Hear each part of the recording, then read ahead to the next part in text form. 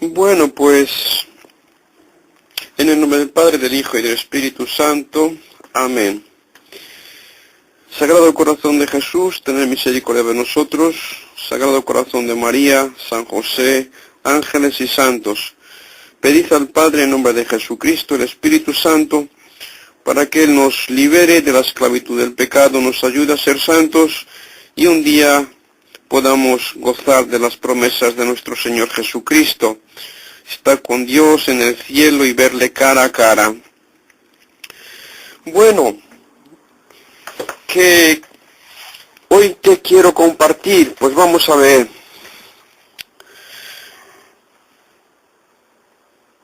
Que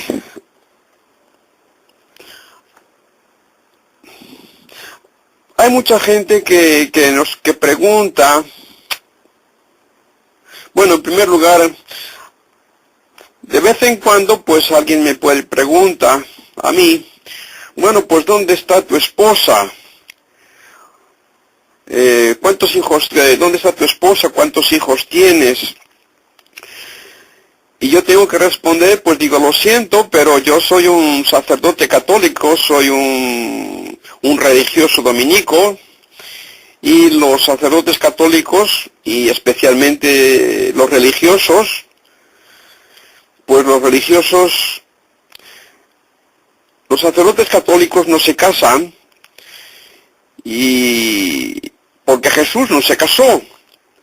Entonces, los sacerdotes, y especialmente los religiosos, pues son gente que quiere seguir a Jesús de un modo más cercano, ¿no? Entonces, si una persona quiere seguir más de cerca a Jesús,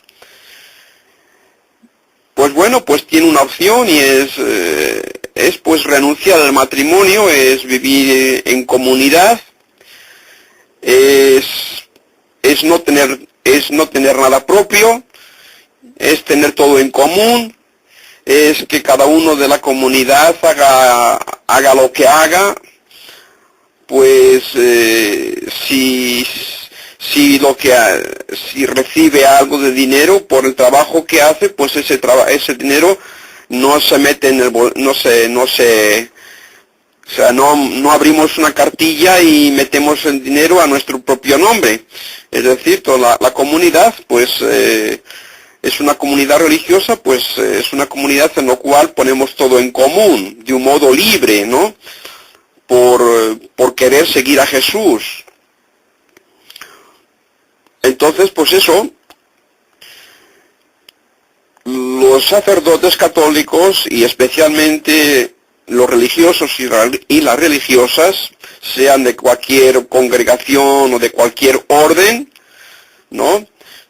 Pues queremos seguir a Jesús de una manera más cerca.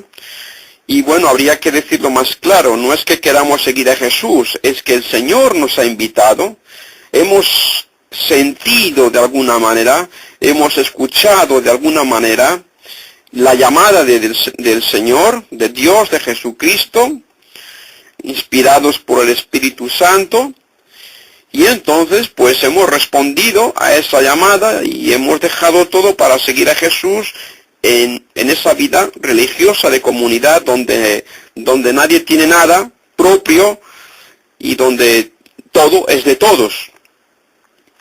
Entonces, pues eso, o sea, yo soy sacerdote católico y además de ser sacerdote católico soy un religioso, soy dominico religioso. Y entonces por esas dos razones, pues no tengo esposa, he renunciado al matrimonio. Y por consiguiente, lógicamente, pues no tengo hijos, claro. Eso por una parte. Por otra parte, algunas veces, algunas personas se piensan que, bueno, pues yo vengo aquí a Taiwán a trabajar, y bueno, pues a lo mejor algún día, pues me volveré a mi propio país. Y entonces también les digo, nosotros los dominicos, los religiosos dominicos de nuestra provincia de Santísimo Rosario, pues nosotros cuando se nos asigna a un país, pues hombre, puede ser que a lo mejor la provincia por necesidades, pues a lo mejor te mande a otro sitio, ¿no? Pero normalmente, si no hay ninguna razón especial, pues entonces normalmente cuando la provincia, cuando nuestro superior, el provincial, nos asigna a un sitio, normalmente pues vas a ese sitio y mueres en ese sitio y te entierran en ese sitio. Es decir que es un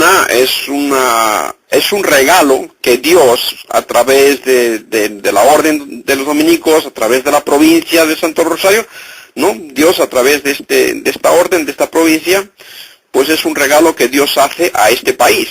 Yo he venido a Taiwán, pues Dios ha dado a Taiwán este regalo de enviar de enviarme no solamente a mí, sino que ha enviado a muchos sacerdotes, ¿no?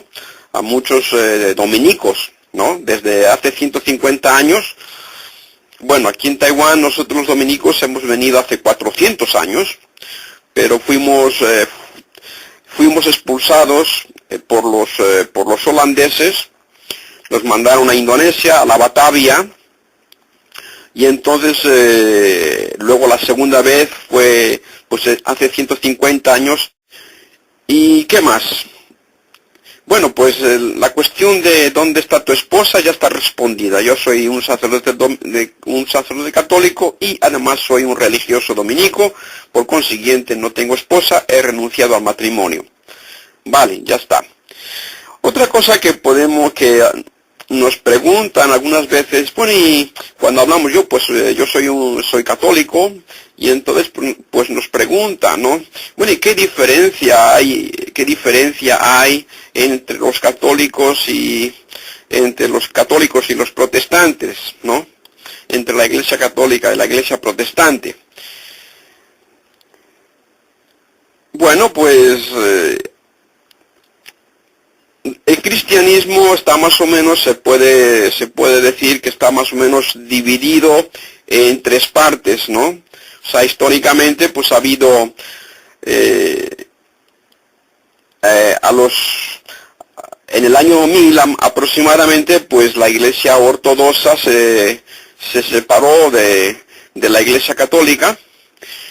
La Iglesia ortodoxa pues tiene obispos, tiene sacerdotes, tiene los sacramentos, pero la Iglesia ortodoxa no acepta que el Papa de Roma pues sea, que el obispo de Roma sea el Papa y que esté por encima de todos los obispos, ¿no? Y entonces la Iglesia ortodoxa pues acepta al Papa como un obispo más, Es decir, que si en la Iglesia hay algún problema grande, pues entonces se reúnen todos los obispos del mundo y entonces pues discuten la materia que tenga que ser discutida. Y entonces a nivel más o menos democrático pues se habla, se discute y luego al final se vota. Y entonces pues el voto de la mayoría es el que decide, ¿no? Ese es más o menos las cosas vistas desde el punto de vista un poco ortodoxo, ¿no? De la Iglesia ortodoxa oriental. Después pasaron otros 500 años y entonces nos encontramos en el siglo XVI, nos encontramos pues con Martín Lutero, ¿no? Con los protestantes, con la Iglesia anglicana de Inglaterra, de Enrique VIII, y con la Iglesia alemana de Martín Lutero, y la Iglesia calvinista, ¿no? Más o menos Lutero, Calvino, y luego la Iglesia anglicana. Bueno, los protestantes, bueno, la Iglesia anglicana también tiene obispos, también tiene sacerdotes, ¿no? Y también tiene los sacramentos. Pero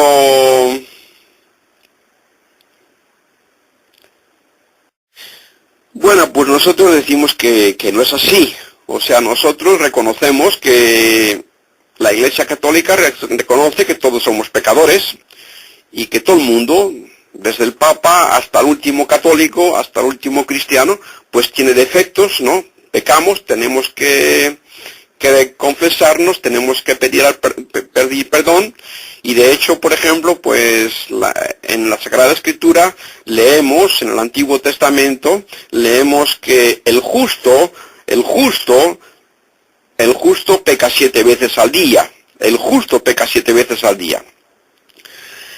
Y en otro sitio del Antiguo Testamento, no sé si era en los Salmos o en otro libro del Antiguo Testamento, pues se dice que Dios un día bajó a la tierra a ver si encontraba a alguien que fuera justo. Y bajó y no encontró a nadie. Y dice que no encontró realmente a nada, ni siquiera a uno.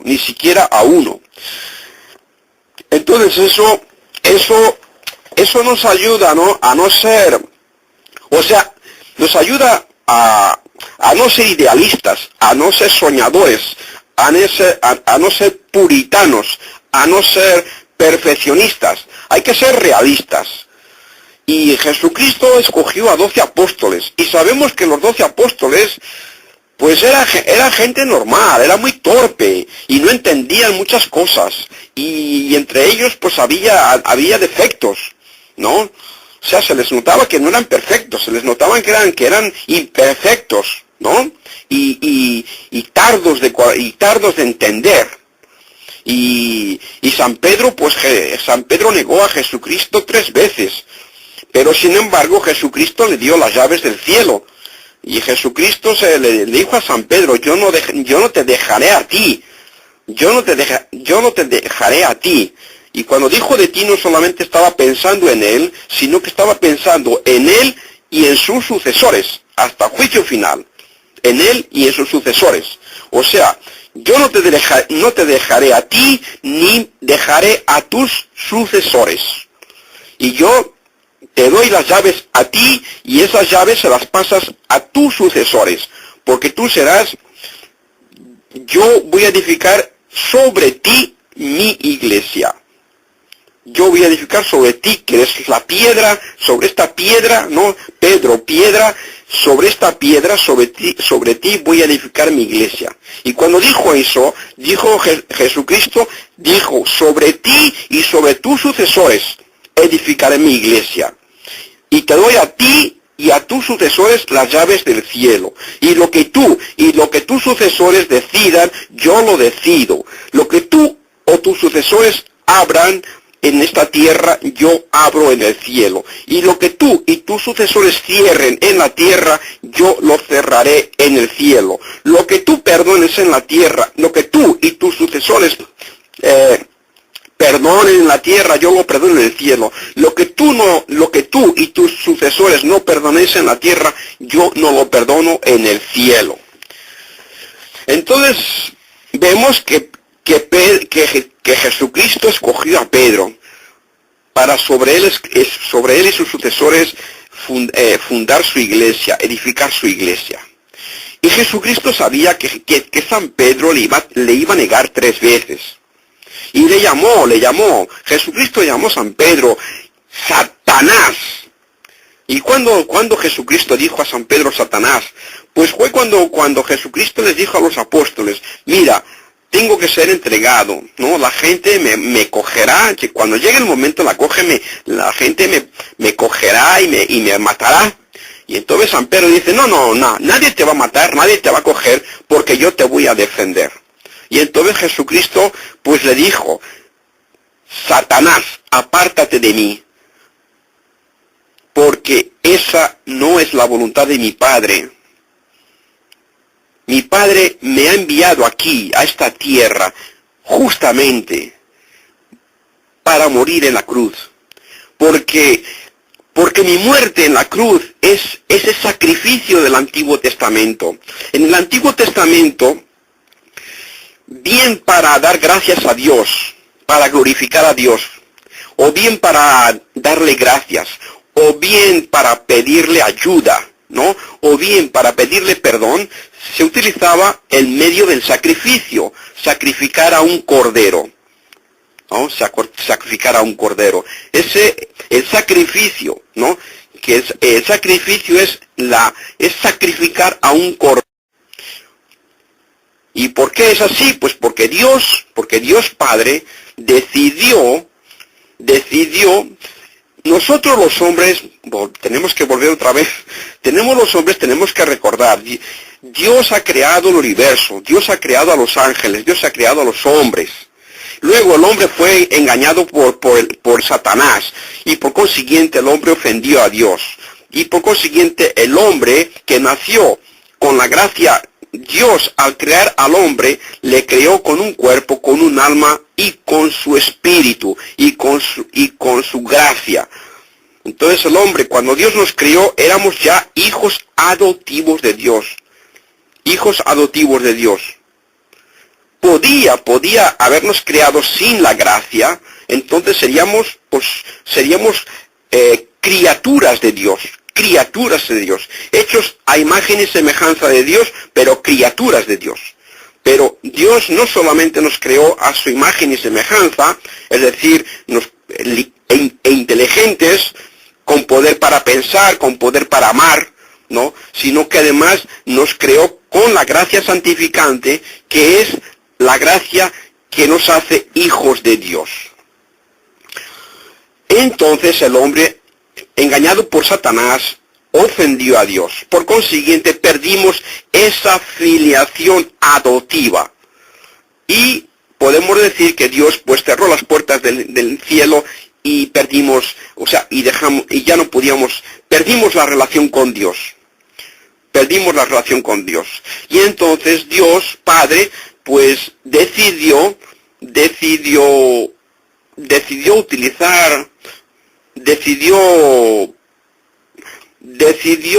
perdonarnos y decidió abrir la puerta del cielo a través del sacrificio de su hijo, de su propio hijo.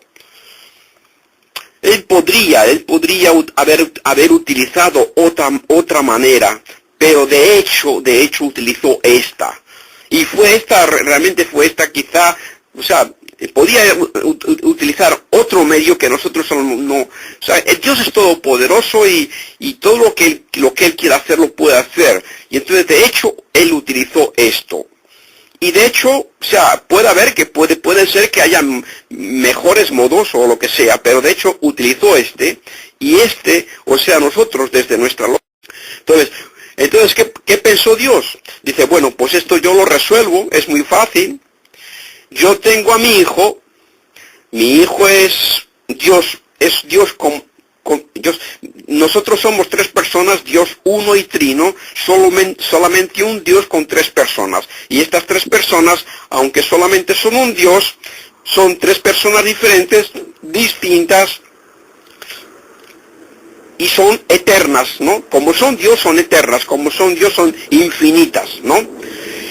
Entonces dice, bueno, pues ya está, cojo a mi hijo, que es Dios, que es infinito, le hago hacerse hombre, entonces sin dejar de ser Dios, sin dejar de ser infinito, se hace hombre, y por consiguiente, pues también se hace finito. Entonces la persona divina de Jesucristo, que en principio solamente tenía la naturaleza divina, porque es Dios, entonces al hacerse hombre, Él acepta en su persona, añadir, o sea, las tres personas de la Santísima Trinidad son un solo Dios. Y por consiguiente, las tres personas tienen sola una sustancia divina. ¿No? Son tres personas diferentes, pero con una sola sustancia divina. Entonces, el Hijo de Dios, al hacerse hombre, acepta en su persona divina con esa naturaleza divina, porque la persona del Hijo es Dios y por consiguiente tiene la naturaleza divina y por consiguiente es infinito. Entonces, al hacerse hombre, acepta en su persona otra naturaleza, y es la naturaleza humana, que es finita. Entonces nos encontramos que Jesucristo es verdadero Dios, porque Jesucristo, la persona de Jesucristo no es una persona humana, no es una persona humana creada, finita. La persona de Jesucristo es una persona divina, infinita. Pero esa persona infinita, al hacerse hombre, acepta en su persona otra naturaleza. Entonces Jesucristo es verdadero Dios y es verdadero hombre. Como Dios es eterno, es inmortal, es infinito. Pero al hacerse hombre se convierte, la persona no se convierte, la persona divina no se convierte en persona humana. La persona divina sigue siendo persona divina. Pero esa persona divina que antes solo tenía una naturaleza divina porque es Dios, ahora al hacerse hombre, acoge esa persona acoge una otra naturaleza que es humana, que es humana, que es finita. Y entonces, si entendemos esto, pues entonces vemos, o sea, ahí vemos la sabiduría de Dios, ¿no? La sabiduría y el poder de Dios. Decíamos al principio, Dios es infinito, el hombre es finito. El hombre, por haber sido engañado por Satanás, ofende a Dios. Al ofender a Dios, como es infinito, cometemos un pecado de gravedad, de culpa infinita. Por consiguiente, necesitamos un castigo infinito. Pero nosotros, como somos finitos, no podemos recibir. No es que no queramos, es que no podemos. Metafísicamente, ontológicamente, no podemos recibir ese castigo. Entonces ya está claro, ya lo he explicado. Entonces Dios Padre utiliza ese medio. Hace que su Hijo se haga hombre. Y entonces Dios Padre en Jesucristo, que es verdadero Dios y que es verdadero hombre, entonces Dios en Jesucristo, como es verdadero hombre, en Jesucristo castiga a la humanidad con ese castigo infinito. Como la persona de Jesucristo es persona divina, es persona infinita, pues esa persona puede recibir ese castigo de Dios infinito. Y puede recibir ese castigo infinito, y esa persona divina infinita puede recibir un castigo finito, puede recibir un castigo infinito, porque esa persona se hace hombre, adquiere una nueva naturaleza y se hace hombre. Entonces Jesucristo es verdadero Dios y verdadero hombre. Por consiguiente, Jesucristo como Dios puede aceptar ese castigo con el cual Dios tenía que castigarnos a nosotros los hombres, ¿no? O sea, dice la Biblia que por el pecado de Adán, todos murieron. Y por la obediencia, por la infidelidad, por la desobediencia de Adán, todos murieron. Y por la fidelidad, por la obediencia de Jesucristo, todos resucitamos. Entonces, todos hemos muerto en Adán. Y todos resucitaremos en Jesucristo. Ahora luego, una vez que resucitemos, todos vamos a resucitar, pero luego ya depende de nosotros. O sea, si nosotros obedecemos a Dios, pues resucitaremos e iremos al cielo. Si nosotros no obedecemos a Dios, resucitaremos, porque Jesucristo ha muerto. Bueno, entonces decía eso, que que en todo grupo se necesita una cabeza, un responsable, una cabeza visible, responsable, se necesita una persona que la gente pueda acudir a ella, que pueda verla, que pueda acudir a ella, ¿no? Y haya un problema y se presenta y le cuenta las cosas y luego ya esa persona ya hará lo que tiene que hacer para poner orden, ¿no? Al problema que haya surgido. Entonces decía yo que la iglesia, pues, en todos los grupos se necesita una cabeza, un responsable. Si en todos los grupos se necesita una cabeza responsable, visible, con muchísima más razón se necesita en la iglesia. Porque la iglesia es representante de Dios. La iglesia tiene la función de ayudar a la gente a saber qué es la verdad. Y es que Dios, el mundo no es eterno, tiene un creador, que Dios es uno y trino, y que luego ha pasado, que el hombre ha ofendido a Dios porque ha sido engañado por Satanás, y luego viene que Dios, el hombre ha ofendido a Dios, que Dios tenía que castigar al hombre, luego Dios ha inventado esa manera de castigarnos, que el Hijo se haga hombre, y entonces, etcétera, etcétera, etcétera. Y entonces, como Jesucristo vino, como Jesucristo murió por nosotros, como Jesucristo resucitó, como Jesucristo volvió al cielo, y Jesucristo mandó a su Espíritu Santo, pero Jesucristo mandó al Espíritu Santo a su iglesia, y de un modo especialísimo a los 12 apóstoles, que tenían la función, el encargo de expansionar la iglesia. ¿No? De que la iglesia llegara a todos los rincones de la tierra, ¿no? Y entonces Jesucristo le dijo a San Pedro: sobre esta piedra edificaré mi iglesia, y no solamente sobre ti, sino también sobre todos tus sucesores. Y luego están los apóstoles, y los apóstoles lo mismo. Jesucristo dijo a San Pedro: yo te doy las llaves del cielo. Yo estaré contigo, yo te voy a confirmar en la fe, y tú ayuda a confirmar a tus hermanos en la fe.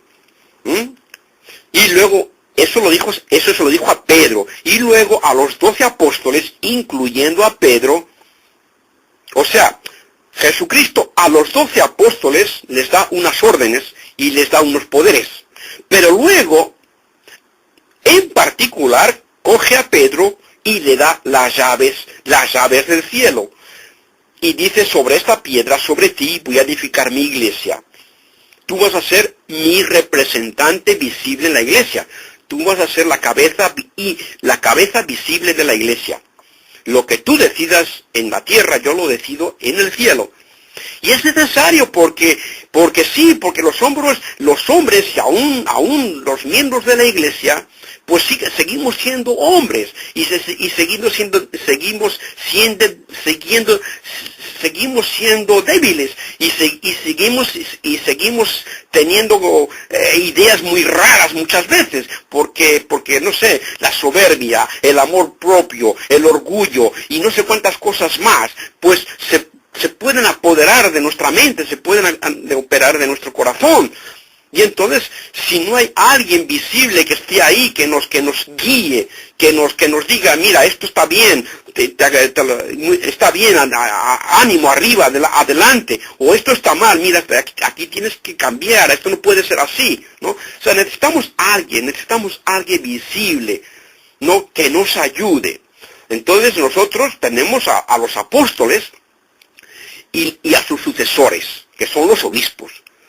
Pero luego, aparte de los apóstoles o de los sucesores, que son los obispos, ¿no?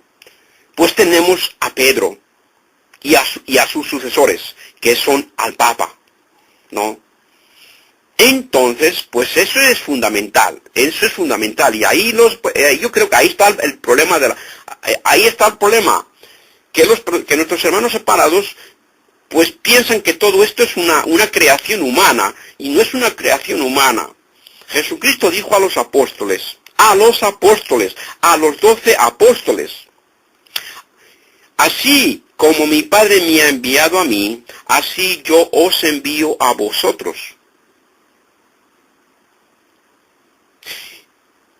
Por consiguiente, los que os escuchen a vosotros, me escuchan a mí, y quien me escucha a mí, escucha a mi Padre.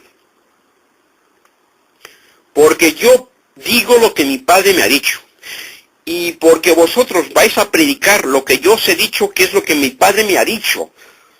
Y por consiguiente, el que cree en vosotros cree en mí, y el que cree en mí cree en mi Padre. Y el que no quiera creer en vosotros no quiere creer en mí, ni tampoco quiere creer en mi Padre. Discernir eso. Jesucristo dijo, así como mi Padre me ha enviado a mí, yo os envío a vosotros. Ese vosotros es fundamental. ¿Quién es? ¿Quién son esos vosotros? ¿Quiénes son? Pues esos son los 12 apóstoles.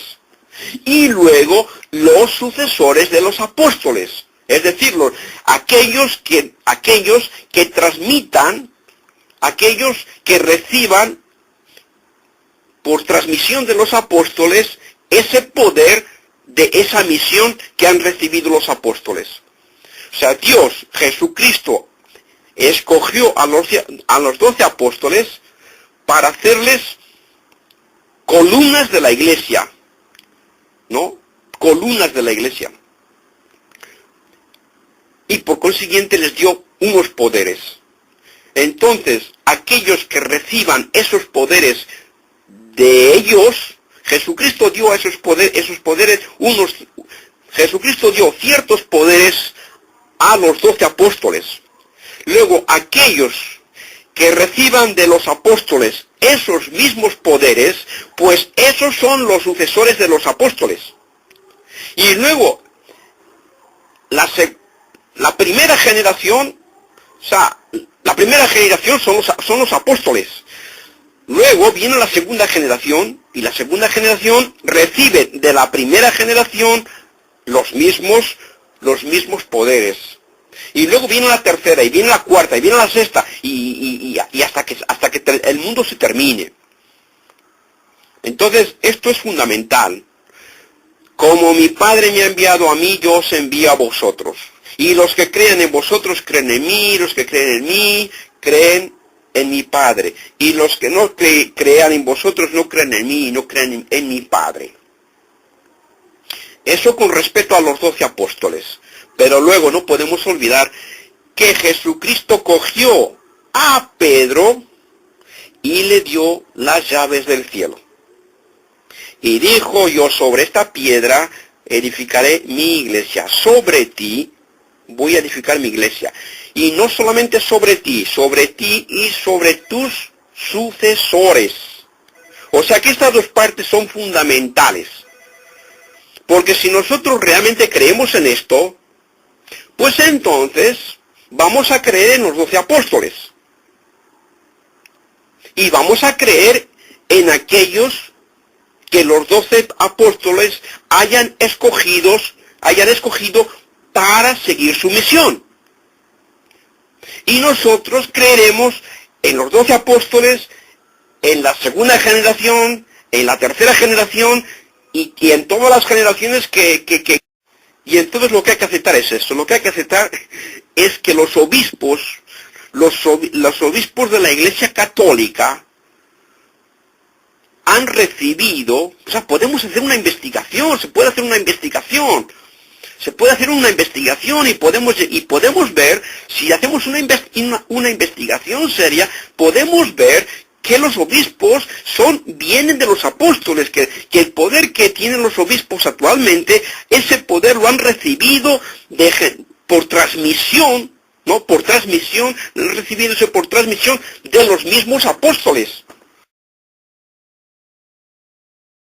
Que el Señor los bendiga a todos, que el Señor nos dé humildad, sencillez, que el Señor destruya en nosotros el amor propio, el orgullo, la soberbia, la autosuficiencia y no sé cuántos más espíritus malignos, ¿no? Que el Señor, lo que yo acabo, empecé con la oración y terminaré con la misma oración. Fijaros en la oración, que es importante. Bueno, en el nombre del Padre, del Hijo y del Espíritu Santo. Amén. Sagrado Corazón de Jesús, tened misericordia de nosotros. Sagrado Corazón de María, San José, ángeles y santos. Pedid al Padre en nombre de Jesucristo, pedidle el Espíritu Santo, para que Él destruya en nosotros el pecado, para que Él nos libere de la esclavitud del pecado, para que Él nos libere de las tinieblas de la mente, para que Él nos libere de la debilidad del corazón, para que el Espíritu Santo nos ayude a que todo lo que pensemos sea de acuerdo con la verdad, y que utilicemos el corazón, el poder del corazón, de la voluntad, para decir sí a aquello que realmente se ajuste a la verdad, y solamente a la verdad y solamente a la verdad. Y así pues un día ciertamente podremos gozar de las promesas de nuestro Señor Jesucristo.